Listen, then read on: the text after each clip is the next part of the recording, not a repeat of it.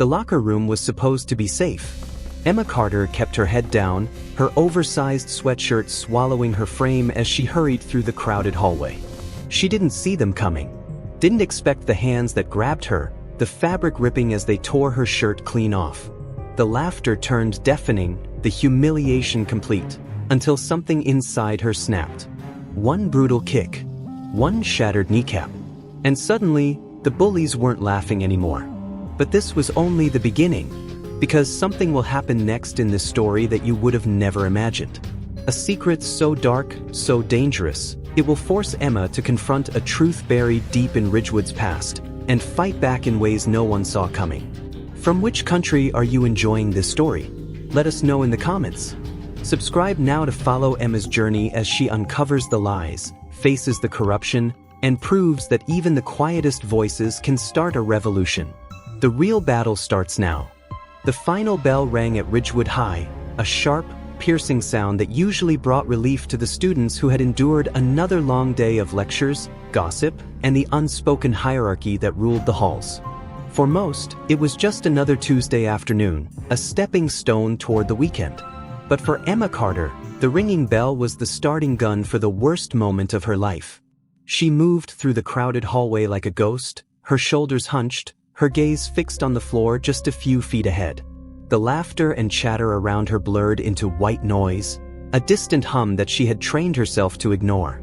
Her fingers tightened around the strap of her backpack, her knuckles pressing against the fabric like small, pale stones. She had learned long ago that invisibility was her best defense. If she didn't make eye contact, if she didn't speak, if she didn't give them anything to latch onto, maybe, just maybe, they would leave her alone. But today, luck wasn't on her side. The girls' locker room was supposed to be safe. A place to change, to gather her things, to escape before the vultures circling the school could catch her in the open. But the moment she pushed the door open, the air shifted. The usual hum of conversation died instantly, replaced by something heavier. Something dangerous. Emma hesitated in the doorway, her instincts screaming at her to turn around. But before she could move, a voice cut through the silence. Well, look who decided to show up. Jake Reynolds leaned against the row of lockers, his smirk sharp enough to draw blood. Beside him, Tyler Briggs and a handful of others lounged like predators who had already cornered their prey. Emma's breath hitched. She knew this game. She had played it too many times before. "Just let me get my stuff," she muttered, keeping her voice low, unthreatening. Maybe if she didn't fight, they would get bored. Maybe they would let her go. Jake pushed off the lockers, his footsteps echoing against the tile as he closed the distance between them. "What's the rush? We just want to talk." She sidestepped, aiming for her locker, but Tyler blocked her path. His grin was all teeth. "Yeah, don't be rude." The first shove came from behind, hard enough to send her stumbling forward. Laughter erupted, bouncing off the walls, filling the room like a living thing. Emma caught herself before she fell, her palms slapping against the cold metal of the lockers. And then Jake's hand was on her sweatshirt, fingers curling into the fabric. She didn't have time to react. A sharp yank, the sound of tearing cloth, buttons scattering across the floor like tiny, fleeing creatures. The laughter turned deafening. Emma's arms flew up, crossing over herself instinctively, her face burning as though someone had pressed a brand to her skin. The room spun, voices blending into a single, taunting roar. For a moment, she was 8 years old again, standing in the middle of the playground as the other kids pointed and laughed. For a moment, she was 12, hiding in the bathroom stall, pressing her forehead against the cool metal door as tears streaked down her face. For a moment, she was 15, sitting at the kitchen table, watching her mother's hands shake as she signed another transfer request, another school, another fresh start that never quite took. But then, a voice, clear and steady, cutting through the noise in her head. Asterisk, never let them see you break. Her breath slowed, her fists clenched, and then, she moved. Jake was still laughing when her foot snapped out, a perfectly controlled strike that connected with his knee. The crack of the impact was louder than any of their voices. His laughter turned into a choked gasp as he buckled, crashing to the floor. Silence. Tyler lunged, his face twisted in fury. Emma twisted with him, her elbow driving into his ribs with enough force to knock the air from his lungs. He slammed into the lockers, his eyes wide with shock. The others froze. Emma straightened, her arms falling to her sides. Her voice, when she spoke, was quiet. "Who's next?" Nobody moved. And in that moment, something inside her shifted. This wasn't the end. This was just the beginning. The fluorescent lights buzzed overhead, casting harsh white reflections on the scuffed tile floor. Jake groaned, clutching his knee, his face twisted in pain and disbelief. His lips moved, but no sound came out, just a shaky exhale as he stared up at Emma like she was something he'd never seen before. Tyler, still slumped against the lockers, coughed and spat onto the floor. His eyes darted between Emma and the door, as if calculating whether he could make a run for it. The others, faces she recognized but names she'd never cared to learn, took slow, uncertain steps back. One of them, a wiry boy with a buzz cut, actually raised his hands in surrender. Emma didn't smile, didn't gloat.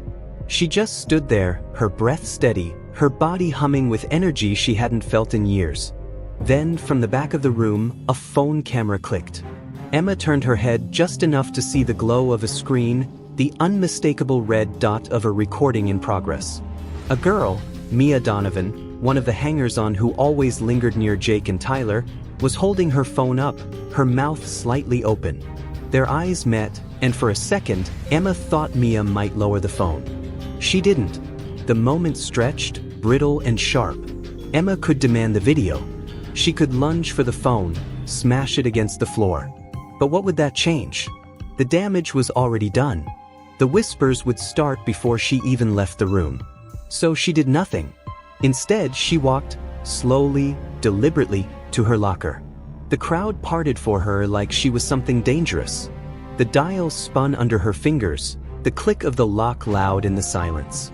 She pulled out her gym bag, her water bottle, the spare hoodie she kept stuffed in the back. Then she turned, shouldered her backpack, and walked out. No one stopped her. The hallway was empty now, the after-school stragglers already gone. Emma's sneakers squeaked against the linoleum as she made her way toward the exit. Her hands didn't shake. Her pulse didn't race. If anything, she felt calm, like the world had finally snapped into focus. She pushed open the side door, stepping into the late afternoon sun. The air smelled like cut grass and asphalt, warm and familiar. Her bus was long gone, but she didn't care. She'd walk. Halfway across the parking lot, a voice called her name. Emma. Wait. She knew who it was before she turned. Lucas Chen leaned against his beat-up Honda, arms crossed, his dark eyebrows drawn together. Of all the people who could have followed her, he was the last one she expected. "You okay?" he asked. Emma stared at him. Lucas wasn't one of them. He wasn't one of anyone, really. A quiet presence who floated between groups without ever sticking. They'd shared a lab table in biology last year. He'd lent her a pencil once. That was it. "Fine," she said. Lucas exhaled through his nose, like he'd been holding his breath. "I heard what happened." Emma's grip tightened on her bag. "Yeah? What did you hear?" "Enough." He pushed off the car, taking a step closer. "Look, I can give you a ride if you—" "I don't need a ride." "Emma." His voice dropped. "They're gonna come after you for this." A breeze ruffled the trees lining the parking lot. Somewhere in the distance, a car door slammed. Emma met his gaze. "Let them." The walk home was longer than usual. Emma kept her pace steady, her bag slung over one shoulder, the straps digging into her skin just enough to remind her she was still here. Still solid. Still real. The neighborhood blurred around her. The manicured lawns, the parked cars, the occasional flicker of movement behind curtained windows. Normal houses. Normal lives. She wondered if anyone in those houses had ever felt like she did right now. Like the ground beneath them might crack open at any second. Her fingers brushed against the torn edge of her sweatshirt, the fabric rough under her touch. She should have been embarrassed. Should have been scrambling to cover herself, to hide the evidence of what had happened. But the shame never came. Instead, there was just emptiness. A hollowed-out quiet where the fear used to be. A car slowed beside her, tires crunching against gravel. Emma didn't turn. Emma. Lucas again. He'd followed her. She kept walking. The Honda idled at the curb, keeping pace. The passenger window rolled down. At least take this. A hoodie, black and slightly wrinkled, dangled from his hand. Emma stopped. Looked at it. Looked at him. His expression was unreadable, not pity, not curiosity. Just something else. Something she couldn't name. She took the hoodie. Thanks. The fabric smelled like detergent and something faintly spicy. She pulled it on without another word, the sleeves falling past her wrists. Lucas nodded, like that was all he'd wanted. Then, just as quietly as he'd appeared, he drove away. The house was dark when she got home. No car in the driveway. No lights in the windows. Emma let herself in, the familiar creak of the front door echoing through the empty hallway. Her mother's note sat on the kitchen counter, the same as always, asterisk working late. Dinner in fridge. Love you, asterisk. The microwave hummed as she reheated the pasta, the sound filling the silence. Her phone buzzed in her pocket, once, twice, then nothing. She didn't check it. She already knew what it would be. By the time she finished eating, the first notification popped up. Mia Donovan posted a video. Emma's thumb hovered over the screen. Then she swiped it away. The dreams came like they always did. Her father's voice. The smell of the dojo, sweat and wood polish, and the sharp tang of antiseptic from the first aid kit. The way the mats felt under her bare feet, solid and sure. Again, he'd say, adjusting her stance with a gentle nudge. Asterisk, focus on your center. She'd throw the punch. Over and over. Until her knuckles ached. Until her arms burned. Until she got it right. Emma woke with a start, her sheets tangled around her legs. The clock on her bedside table glowed 3:17 a.m. Her phone was still silent. She reached for it anyway. The video had 237 likes. Morning came too soon. Emma dressed mechanically, jeans, a plain t-shirt, Lucas's hoodie. She stuffed her earbuds in before she even left the house, letting the music drown out the world. The bus ride was quiet. No one looked at her. No one spoke. But she felt it. The weight of their stares. The whispers hiding behind cupped hands. Jake wasn't at school. Tyler was. He watched her from across the cafeteria, his jaw set, his fingers tapping against the table like he was counting down to something. Emma met his gaze and held it until he looked away. The email came third period. Emma Carter. Please report to the principal's office immediately, asterisk asterisk. The walk there felt longer than the one home. Principal Higgins' office was all polished wood and framed diplomas, the kind of place that smelled like coffee and disappointment.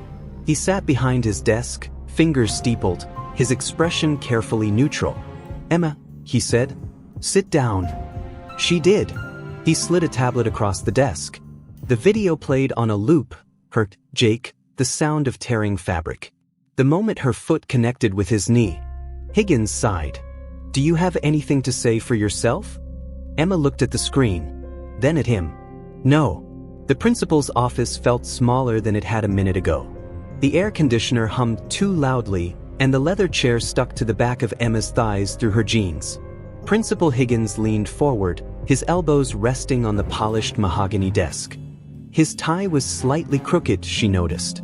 A small imperfection in his otherwise perfect facade.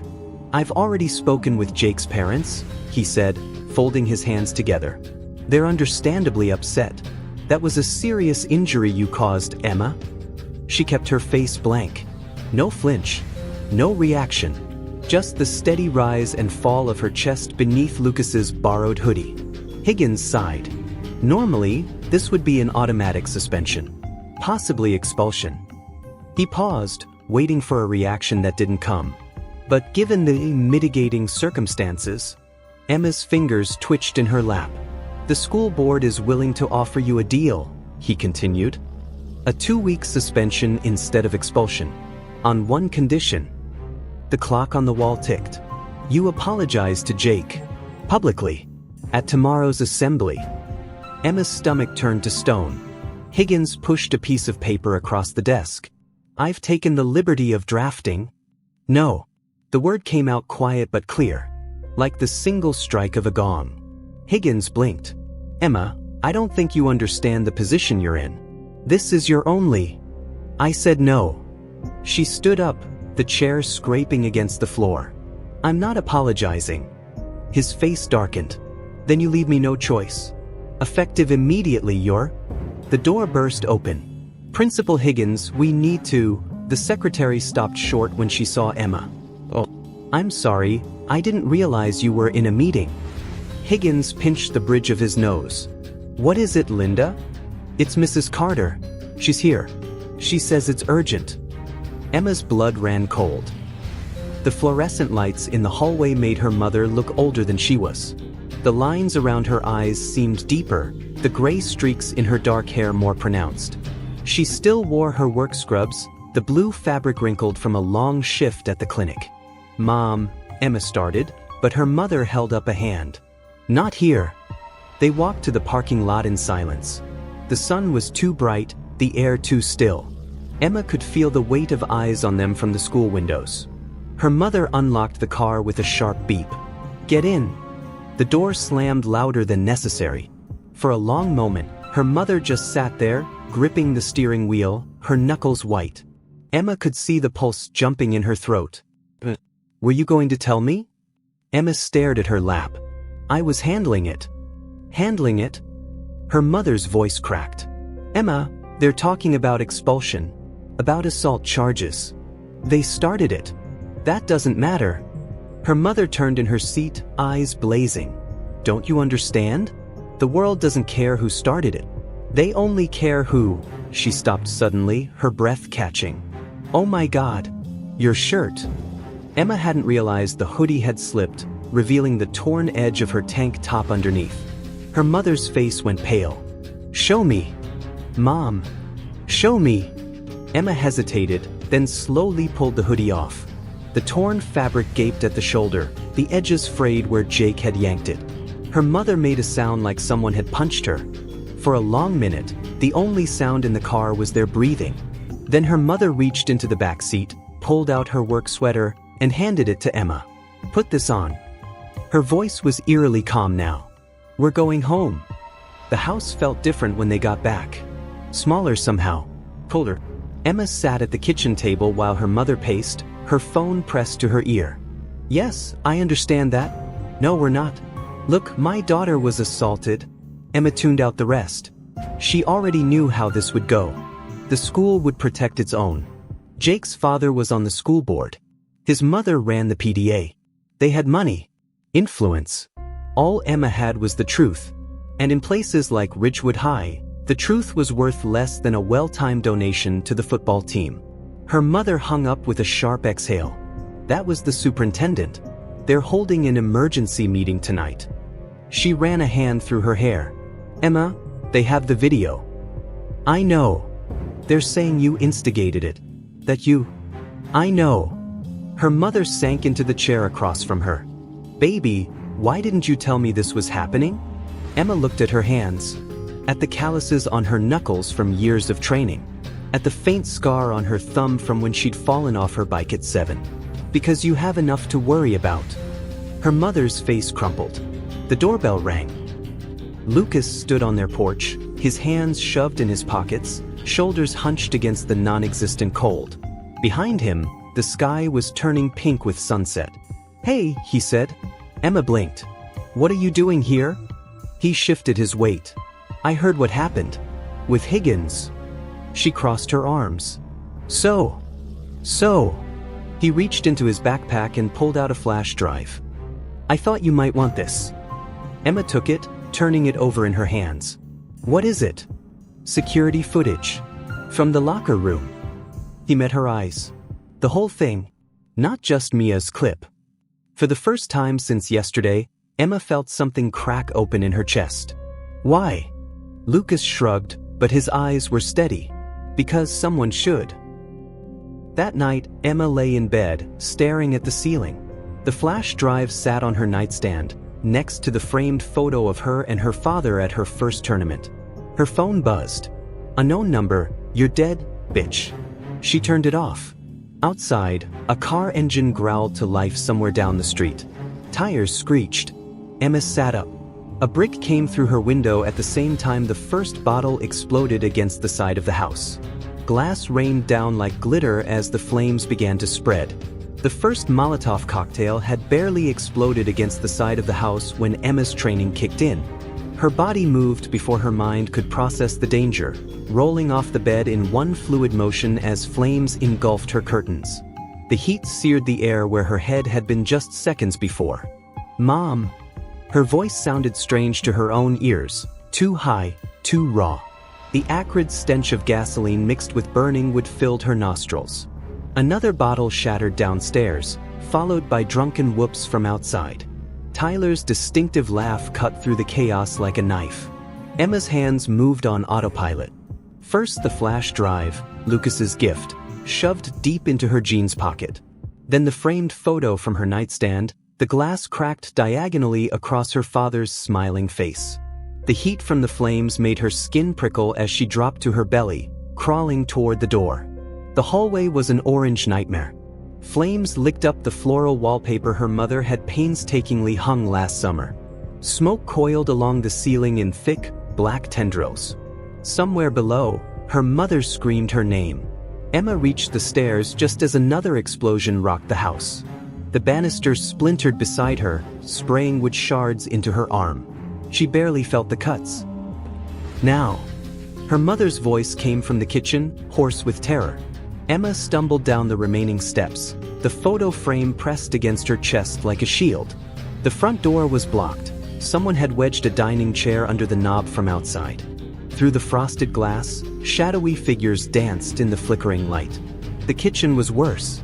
Her mother stood barefoot amidst broken glass, blood dripping from her hands where she tried to punch through the window.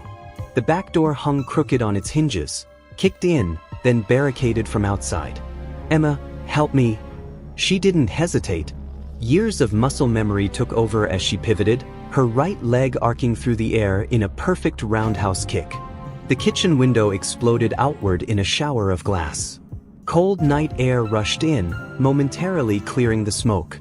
Her mother didn't argue, just shoved Emma through first. Jagged glass teeth bit into her palms as she caught herself on the sill. She hit the ground rolling, the photo frame skittering across the dew-wet grass. Her mother tumbled after just as the kitchen cabinets blew apart. A fireball roared through the window they just exited, singeing the hair on the back of Emma's neck. Somewhere down the street, tires screeched. The sirens were still too far away. The fire department arrived in 8 minutes. It took 23 to extinguish what remained of their home. Emma sat on the curb, the borrowed hoodie now streaked with soot. A paramedic dabbed at the cuts on her arms with antiseptic wipes that stung more than the injuries themselves. Across the ruined lawn, her mother stood wrapped in a foil blanket, speaking to a police officer with increasing agitation. "Been harassing my daughter for months." Her mother's voice carried in the night air. "Check your own reports. We filed complaints in September, again in November." The officer, a tired-looking man with salt and pepper hair, held up a hand. "Ma'am, I understand you're upset." "Upset?" Her mother's laugh bordered on hysterical. "They tried to burn us alive." Emma's fingers found the flash drive in her pocket. The cold metal edges bit into her skin. She could end this right now. Hand it over. Show them the truth. But something stopped her. Her eyes tracked across the scene, the firefighters packing up their hoses, the neighbors whispering behind cupped hands, the second police car pulling up with its lights still spinning. This wasn't just about Jake anymore. This was about the whole rotten system that had let it get this far. The officer approached her, notepad in hand. "Emma? I'm Officer Grayson. You feel up to answering some questions?" She nodded, her throat too raw from smoke to speak. "We have witnesses who saw a black pickup truck speeding away. Look like Jake Reynolds' vehicle to you?" Emma's fingers tightened around the flash drive. "I didn't see anything." Her mother's head snapped toward her. The officer frowned. "Emma," her mother started. "I was too busy trying not to die." Emma met the officer's gaze steadily. "But you should check Jake's phone." Officer Grayson's pen paused. His phone. Yeah. Emma coughed, not entirely faking the way it rattled her chest. He was recording everything lately. For his social media. The lie tasted bitter, but the flash drive grew heavier in her pocket. She'd seen what was on that security footage. And more importantly, she'd seen what wasn't. The motel room smelled like bleach and stale cigarettes. Emma sat cross-legged on one of the twin beds, watching the local news coverage of their tragic house fire on the grainy TV. The reporter used words like accident and electrical fault. Her mother threw her phone onto the bed with a snarl. That's the third reporter tonight. They all want the teen brawler angle. She ran shaking hands through her smoke-scented hair. Why didn't you show them the video, Emma? Emma plugged the flash drive into the motel's ancient computer. The security footage played with surprising clarity, every humiliating second of Jake tearing her clothes, the fear on her face before she struck back, the way Tyler had egged it all on. And there, in the corner of the frame, Mia Donovan holding two phones, her own silver one recording vertically, and Jake's distinctive red case device pointed at a different angle. Because this isn't the whole story, Emma said, zooming in on Mia's hands. Her mother leaned closer. Is that Jake's phone? Recording something else entirely. Emma's nails dug into her palms. They set this up, all of it. The realization hit them simultaneously. This wasn't just bullying. This was entrapment. They'd wanted her to fight back. Wanted the video proof. For what? Dawn found Emma wide awake, the photo of her father propped against the motel lamp. The cuts on her hands stung as she scrolled through her phone, through the dozens of messages that had poured in overnight. Most were from numbers she didn't recognize. Some supportive, many not. Unknown. Hope you burn in hell, bitch. Unknown. Jake's gonna finish what he started. Unknown. Check your email, coward. The last one gave her pause. She tapped it open. From truthhurts@vmail.com, mail to truthhurts@vmail.com. Subject, you're welcome. No body text. Just an attachment. Emma hesitated only a second before downloading it. The video that opened made her blood run cold. It was Jake's recording, the one from his own phone. A completely different angle showing Tyler whispering in his ear before Jake approached her. Clear audio of Jake saying, "Make sure you get me ripping it good for the clip," right before he lunged. But the real shock came at the end. As Emma delivered the knee strike, the camera panned to reveal Principal Higgins watching from the locker room doorway. Watching and walking away. The email's signature line burned itself into Emma's retinas. Asterisk, sometimes the truth needs a little push. A friend asterisk. The motel air conditioner rattled like a dying animal as Emma watched the damning video for the 7th time. Each replay revealed new details. The way Principal Higgins had deliberately turned his back, the satisfied smirk on Tyler's face when Jake went down, the glint of Mia's phone capturing every angle like some perverse film director. Her mother slept fitfully on the adjacent bed, the stress lines around her eyes deeper than Emma had ever seen them. The digital clock on the nightstand glowed 4:37 a.m. Outside, the first hints of dawn painted the parking lot in shades of gray. Emma's fingers hovered over her laptop keyboard. The anonymous email had come with no return address, no way to reply. Yet someone had access to Jake's private recordings. Someone who wanted her to see this. She minimized the video and opened a new browser tab. Ridgewood High's faculty page loaded with painful slowness on the motel's spotty Wi-Fi. Principal Higgins' smug face stared back at her from the top of the page. Scrolling down, she examined every teacher's profile until the Mr. Daniel Chin. Computer science. Lucas's father. The connection clicked into place with almost physical force. Of course, the security footage from a supposedly blind angle. The way Lucas had shown up at exactly the right moment with exactly what she needed. This wasn't random kindness, it was a calculated move. But by who? Her phone buzzed against the cheap particle board desk. An unknown number again, but this time just 2 words. Check your doorstep. Emma's pulse hammered in her throat as she crept to the door, peering through the fisheye lens. The parking lot stood empty except for a lone figure retreating toward a familiar Honda. Lucas. She yanked the door open, the morning air biting through her thin t-shirt. A manila envelope lay at her feet, slightly damp from the dew. Inside, a thumb drive and a single folded note. Asterisk Higgins files. Don't get caught with these, asterisk. The thumb drive contained 3 folders. What? Incident reports asterisk asterisk. Dozens of PDFs spanning years, each one a complaint about Jake Reynolds or his friends. All marked resolved, with no disciplinary action taken. The most recent was dated 2 weeks before the locker room incident. A freshman girl who'd reported Jake for groping her in the stairwell. Resolution, asterisk unsubstantiated claims. No witnesses, asterisk. Financials, asterisk asterisk. Spreadsheets showing mysterious deposits into the school's athletic fund, always coinciding with Jake's most egregious offenses. The largest, $25,000 from Reynolds Construction, came the day after the stairwell incident. 3. Personnel asterisk asterisk. Teacher evaluations. Every faculty member who'd ever disciplined Jake had received poor reviews shortly after. Except one, Daniel Chin. His notes included a single highlighted line.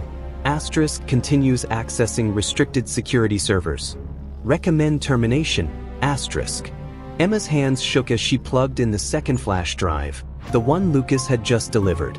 This one held video files. Dozens of them. The first showed Principal Higgins accepting an envelope from a man who looked like an older version of Jake. The timestamp read 2 days after Emma's suspension. The second was more recent, Higgins meeting with Jake's father in the school parking lot last night. Clear audio captured the words. The fire was supposed to scare them, not nearly kill them. But the third video stopped her breath entirely.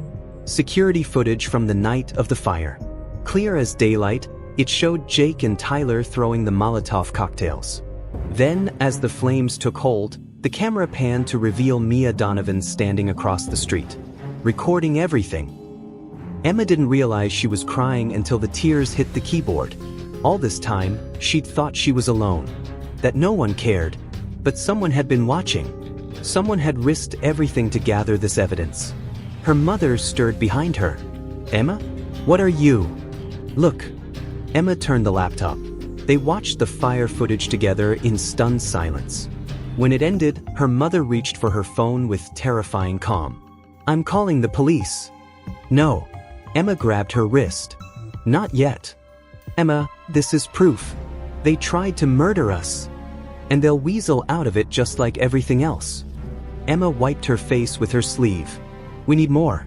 We need. A knock at the door. Both women froze. Emma silently closed the laptop and motioned for her mother to get behind the bathroom door. Heart pounding, she peered through the peephole. Mia Donovan stood in the hallway, her usual perfect makeup streaked with tears. Emma threw open the door. You've got 5 seconds before I break your nose. Mia shoved a phone at her. They're going to kill Lucas. The screen showed a text thread between Mia and Jake. Jake, where's the backup files? Mia, what backup files? Jake, don't play dumb. Chen's kids stole them asterisk asterisk. Jake, we're handling it. Jake, permanently. Emma's blood turned to ice. When was this? 20 minutes ago. Mia's voice cracked. They took him from his house. I heard them talking, they're going to the old steel mill. She grabbed Emma's arm. You're the only one who can help him. Emma was already moving, grabbing her shoes. Her mother blocked the door. Absolutely not. This is a job for the police. And what happens when the responding officer is friends with Jake's dad? Emma shoved the thumb drives into her mother's hands. Get these to a reporter. The real one who did that fire story yesterday. How will I know which? She'll be the only one not blaming me. Emma kissed her mother's cheek. Trust me. Then she was gone, sprinting across the parking lot toward Lucas's abandoned Honda. The keys were still in the ignition. As the engine roared to life, Mia banged on the driver's window. Take me with you. But, so you can record it. Emma sneered. Mia's face crumpled. Because I'm the one who sent you the email. The admission hung between them. Emma studied Mia's face, the genuine terror in her eyes, the way her hands shook. This wasn't the same girl who'd laughed in the locker room. "Get in." Emma unlocked the doors. "But if you betray me again." Mia climbed in, pulling something from her pocket. A hunting knife. "I'm done betraying people." The steel mill loomed in the distance as they sped down the highway. Emma's mind raced through every combat scenario Sensei Takamura had ever drilled into her. This wasn't just about survival anymore. This was war. The abandoned steel mill rose from the industrial wasteland like the carcass of some enormous beast.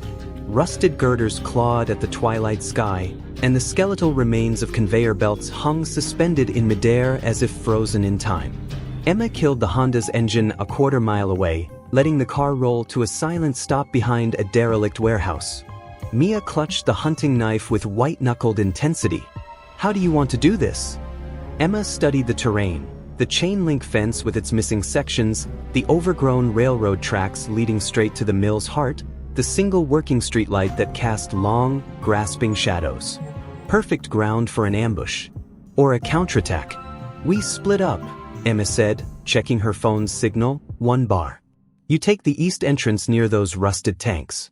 Look for any sign of Lucas. And if I find Jake's crew first?" Emma met Mia's gaze.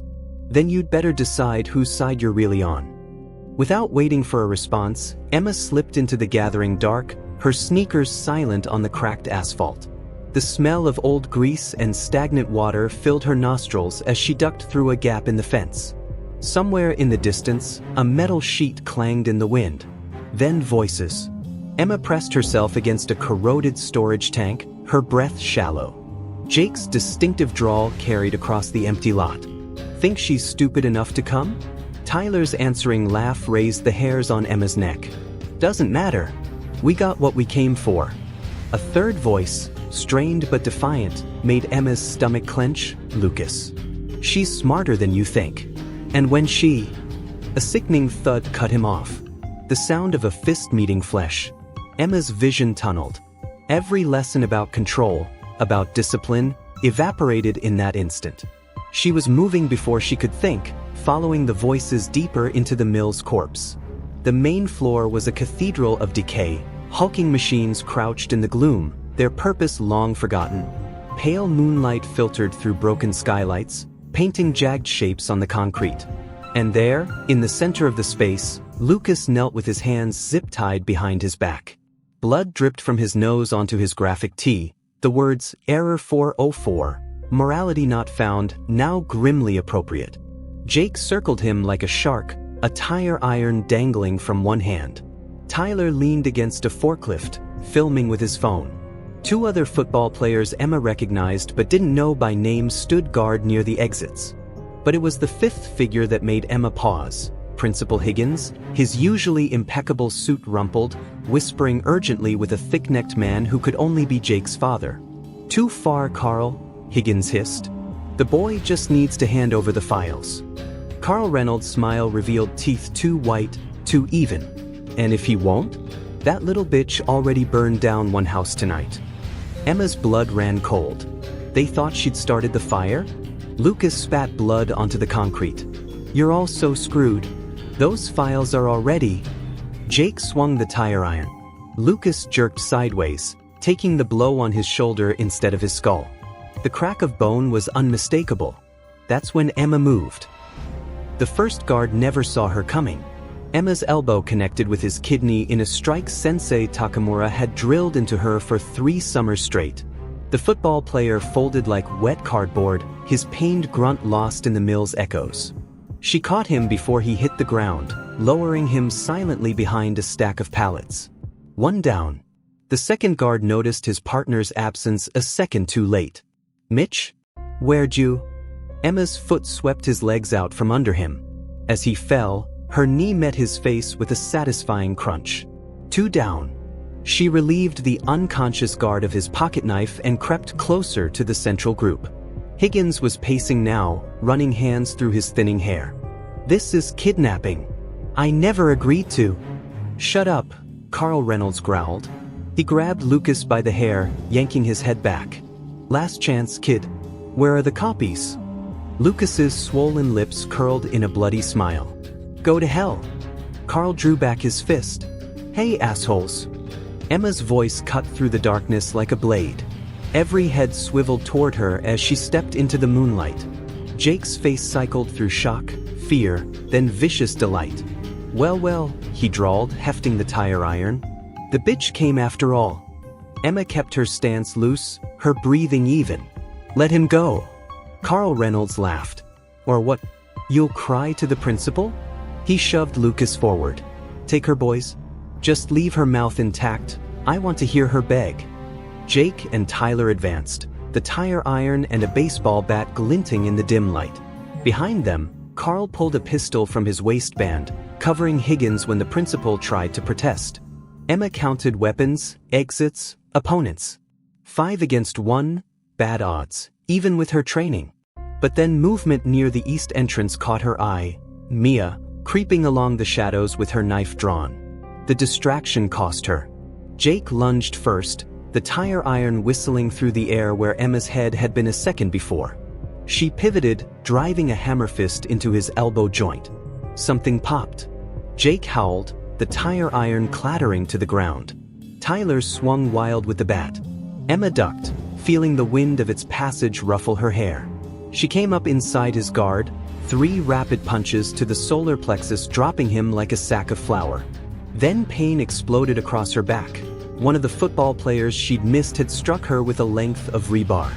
Emma rolled with the blow, turning the momentum into a spinning kick that sent her attacker crashing into a stack of metal drums. Chaos erupted. Higgins screamed something about police. Carl racked the slide on his pistol. Jake scrambled for the tire iron with his good arm. And Mia made her move. The hunting knife flashed as she cut Lucas's bonds, then shoved him toward cover. Carl swung the gun toward them. Emma didn't think. She grabbed the baseball bat and threw. The bat struck Carl's wrist with a crack. The gun went off, the shot ricocheting off the steel beams overhead. Then Mia was on him, her knife at his throat. "Nobody move." Her voice shook, but the blade didn't. For a heartbeat, the entire mill froze. Then the siren started. Red and blue lights strobed through the broken windows. Car doors slammed outside. A megaphone-amplified voice boomed. "Ridgewood PD. Come out with your hands up." Higgins immediately raised his arms. "Thank God. Over here, officers. We're being attacked." Emma barely registered the lie. Her eyes locked with Lucas's across the space. His shoulder hung at a wrong angle, but he managed a weak thumbs up. Then everything happened at once. Carl made a grab for Mia's knife. She slashed wildly, opening a gash across his forearm. Jake tackled her from the side, sending the knife skittering across the concrete. Emma moved to intercept. "Freeze!" A dozen officers flooded the space, weapons drawn. Emma instinctively raised her hands, but the nearest cop grabbed her in a brutal arm lock anyway. "That's her!" Higgins screeched. "She assaulted these boys. She set the fire." The officer twisted Emma's arm higher, making her gasp. "Emma Carter, you're under arrest for..." "Bullshit."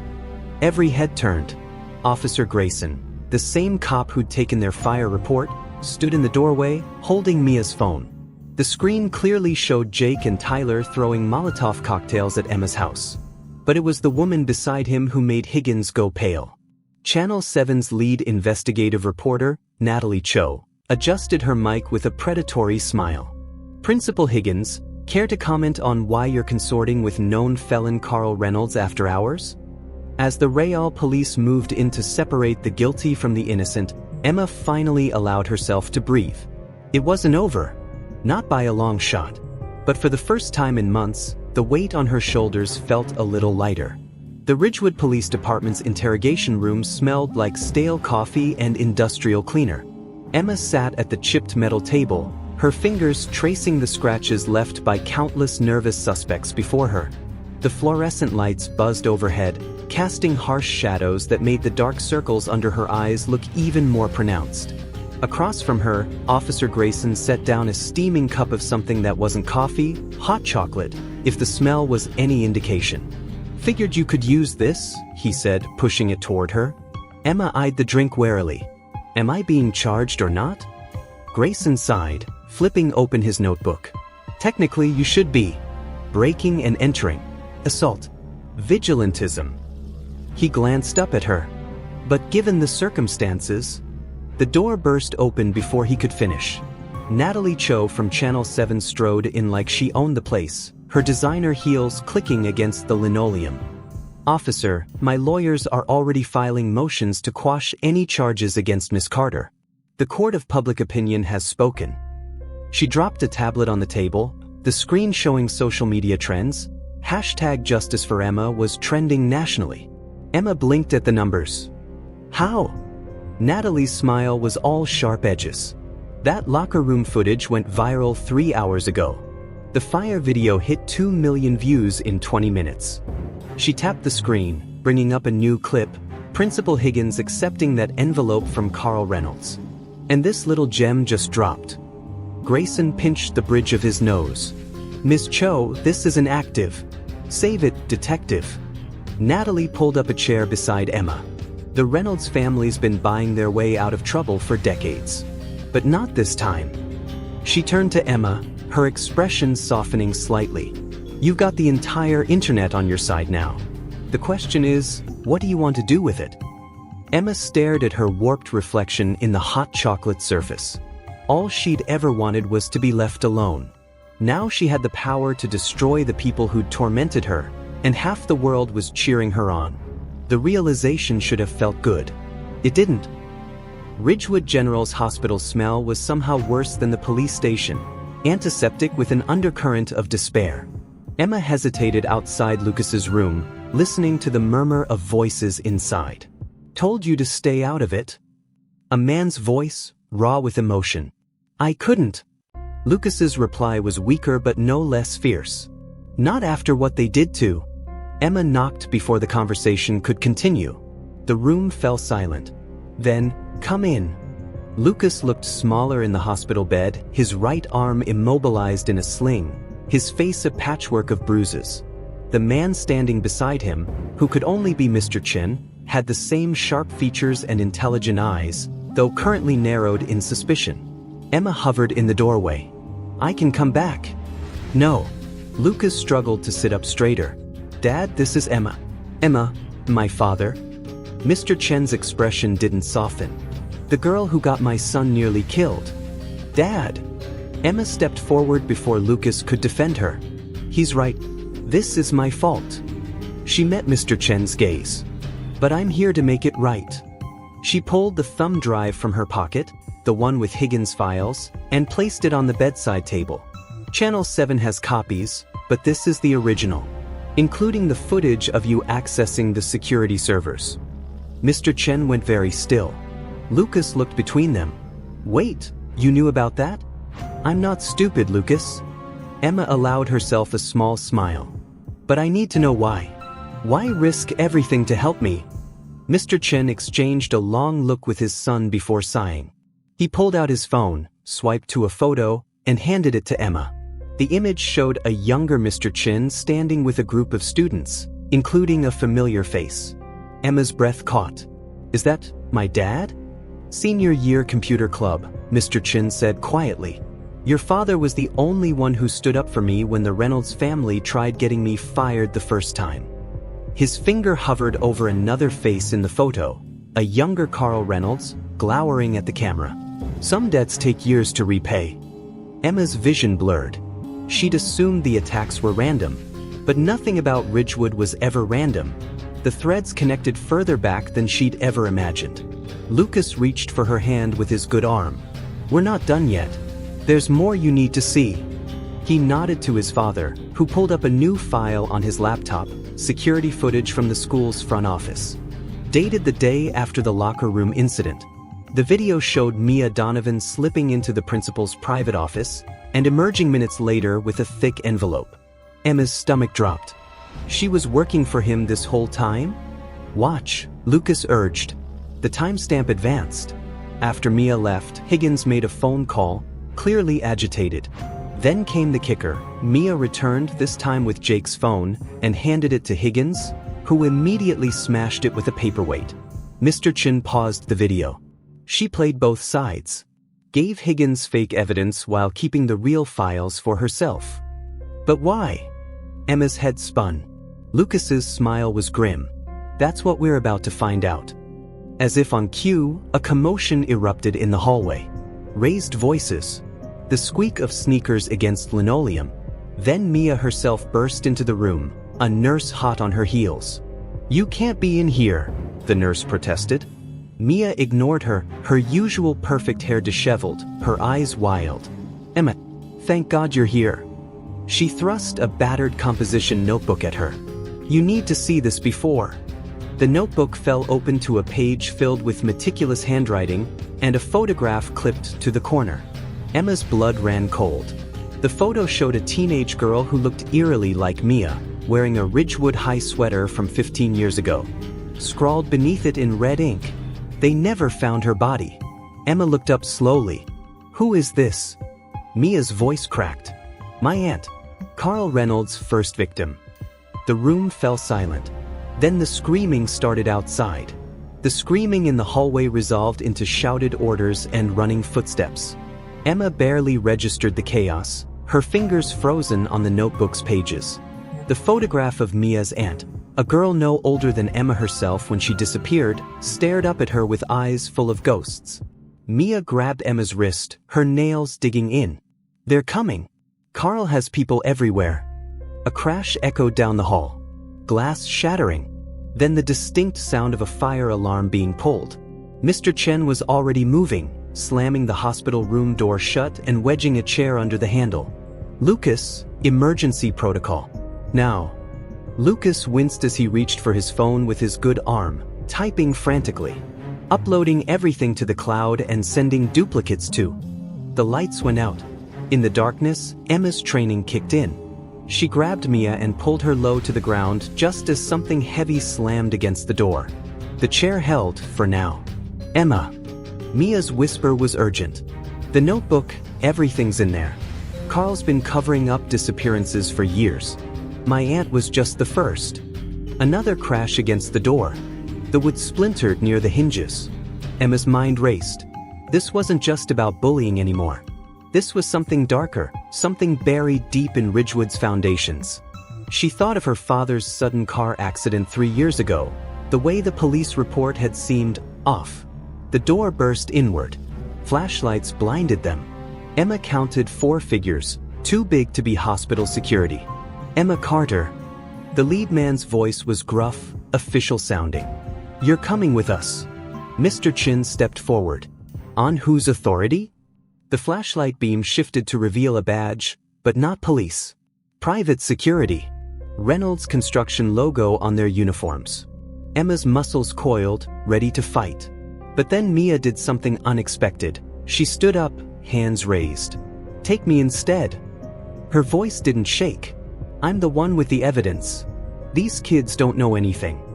The lead guard hesitated. Emma saw the moment he recognized Mia, Carl's niece. Family. A silent communication passed between them. "Fine. Move." As they dragged Mia out, she locked eyes with Emma one last time and mouthed a single word: "Run." The emergency lights flickered on as the hospital evacuation continued around them.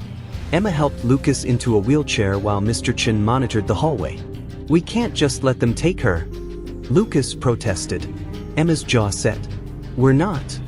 She pulled out her phone. Natalie Cho's last text still glowing on the screen. * live broadcast in 10. "Be ready, *. She showed it to Mr. Chen. "How fast can you get us to the school board meeting?" His smile was all teeth. "Faster than they can cover this up." Ridgewood High's auditorium was packed beyond capacity. News vans lined the street, their satellite dishes pointed skyward. Inside, the school board sat on stage under glaring lights, Principal Higgins' seat conspicuously empty. Emma watched from the wings as Natalie Cho addressed the cameras, her voice carrying through the buzzing crowd. Documents confirming at least 7 unsolved disappearances linked to Carl Reynolds and his associates. "Most damningly, we've obtained this." The screen behind her lit up with security footage, Carl and Higgins in the school parking lot, arguing. "Clear as day. *, you promised me that Carter girl would be handled." Asterisk Carl snarled. Asterisk, I suspended her. Asterisk Higgins protested. Asterisk, not good enough. After what her father did, asterisk. The video cut off as chaos erupted in the auditorium. Emma didn't wait to see more. She slipped backstage, following Mr. Chen's directions to the principal's office. Higgins was there, frantically shredding documents. He looked up, face draining of color when he saw Emma. You. His voice was a whisper. This is all your fault. Emma stepped inside, closing the door behind her. No. This is my father's fault, isn't it? He found out what you were covering up. Higgins' hands shook. You don't understand, Carl owns this town. Your father wouldn't let it go. He kept digging even after we warned him. And then his brakes failed. Emma's voice was ice. Funny coincidence. The door burst open. Officer Grayson stood there, gun drawn, but not at Emma. Principal Higgins, you're under arrest for conspiracy to commit murder. As Grayson read Higgins his rights, Emma noticed the notebook tucked under his arm, Mia's notebook. Which meant, where's Mia? Emma demanded. Grayson's expression darkened. Carl took her to the steel mill. Says he's handling family business. Emma was already moving. The mill looked different in daylight, less ominous, more pathetic in its decay. Emma parked Lucas's Honda behind the same warehouse as before, but this time she wasn't alone. Natalie Cho and her camera crew followed at a distance, broadcasting every moment to thousands of viewers. Emma crept through the familiar ruins, her senses hyper-alert. The sounds led her to the same central space where Lucas had been held. Only now, Mia knelt at Carl's feet, her face bloody but defiant. Thought you were family, Carl was saying, pacing with a handgun dangling at his side. But you're just like your traitor aunt. Mia spat blood on his shoes. She was trying to protect people. Just like I am. Carl raised the gun. And look where it got her. Emma stepped into the light. Carl. He spun, weapon swinging toward her. Perfect. The bitch who started all this. Behind him, Mia mouthed go, but Emma stood her ground. You're done, Emma said calmly. The whole world knows now. Killing us won't change that. Carl's smile was terrifying. Maybe not, but it'll feel damn good. The gunshot echoed like thunder. Emma flinched, but no pain came. Carl staggered, looking down in shock at the blooming red stain on his chest. Behind him, Officer Grayson stood with his service weapon still raised. Drop it, Carl. Grayson's voice carried the weight of 20 years waiting for this moment. It's over. As Carl collapsed, Emma rushed to Mia, tearing a strip from her shirt to press against the girl's wounds. Why? Emma demanded. Why risk everything? Mia's smile was weak but genuine. Because someone should have done it for my aunt. Sirens wailed in the distance. The camera lights drew closer. And for the first time in years, Emma Carter allowed herself to hope. Epilogue. 1 month later. The memorial plaque gleamed in the sunlight outside Ridgewood High's renovated front office. In memory of Daniel Carter, a teacher who stood for truth. Emma ran her fingers over the engraving as students bustled past. Some glanced at her with curiosity, others with something like awe. None with fear. Ready? She turned to find Lucas waiting, his arm out of its sling but still moving stiffly. Mia stood beside him, the fading bruises on her face now covered with artful makeup. Emma took a deep breath. Yeah. Together, they walked into the rebuilt school, not as victims, not as vigilantes, but as something new. Something unbroken. The end.